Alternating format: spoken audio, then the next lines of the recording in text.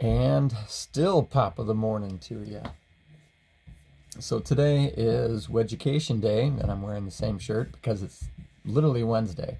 And yesterday I missed it because, as I mentioned in yesterday, or well, the one that I recorded for yesterday, 45 seconds ago, my wife is out of town on business. She's away for work, and that always, it's funny to me. So I'm prior military, and whenever I deploy, I never really put a lot of thought into how the house was being run, and I never really worried about anything there. Whenever I had to go anywhere, it was never a concern.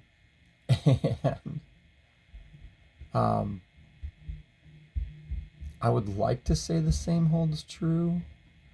I think the difference right now that well, aside from the fact that I'm not a mom, I'm a dad.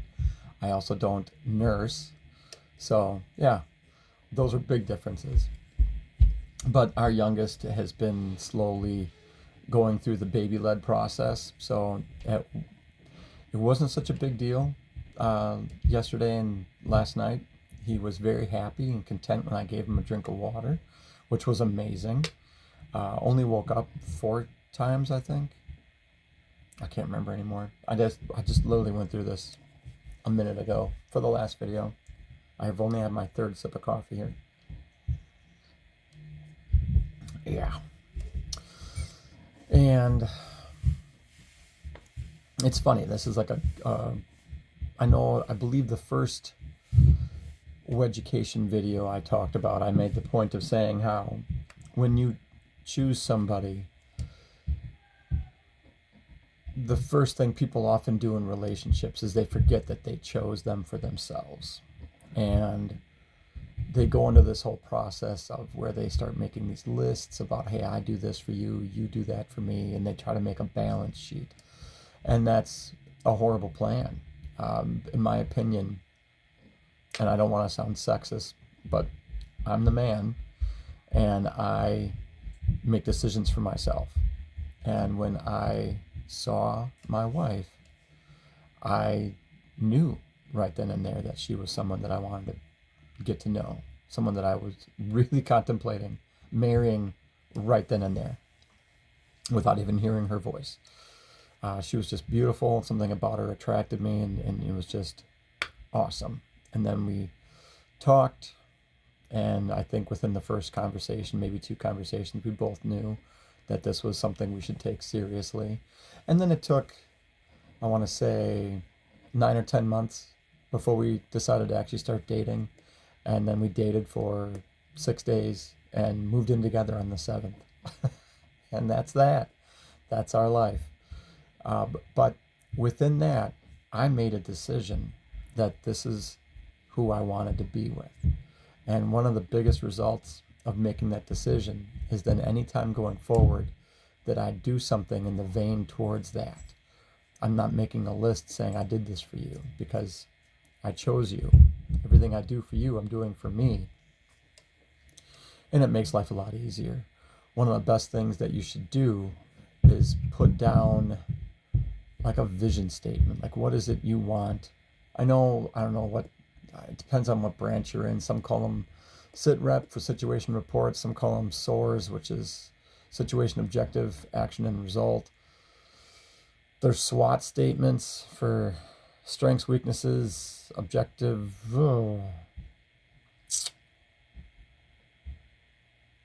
don't know what the T stood for, which is probably good because I didn't use that one. Anyway, maybe target, objectives, targets. That doesn't make sense. It's the same thing. Anyway, anyone knows that one, chime in. I don't remember. I've been out for 21 years. Almost. It'll be 21 years. Oof, what a long time. Anyway.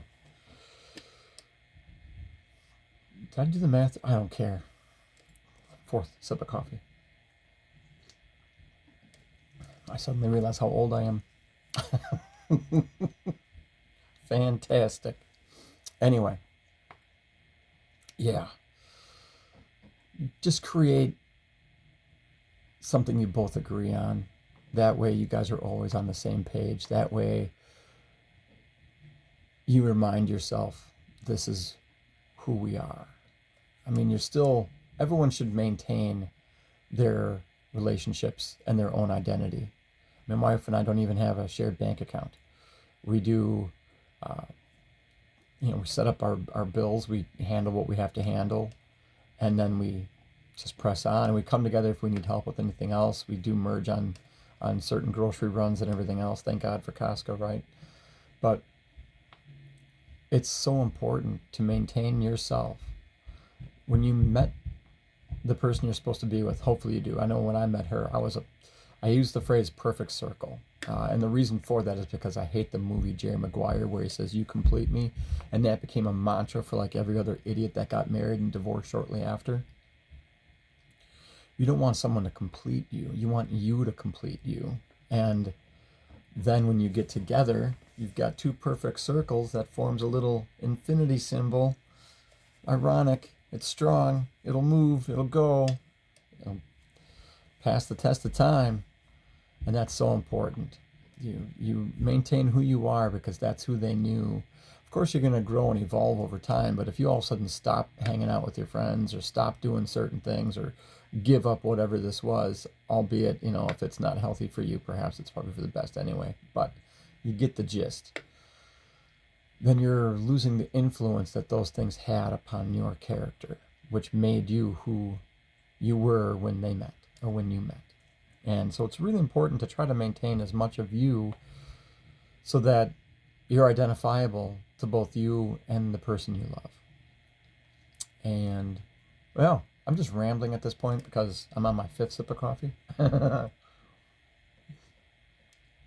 And I am tired because although the babe slept pretty well, even with those 4 or 5 wake-ups, I, on the other hand, for some reason, when I wake up, it's usually like an hour. So we tried going to bed around 8:30, and I remember scrolling, doing my if I win the lottery plan, looking at houses and real estate and stuff. And well, there you have it. That brings us up to date for the week. Y'all have a good one. We'll see you tomorrow.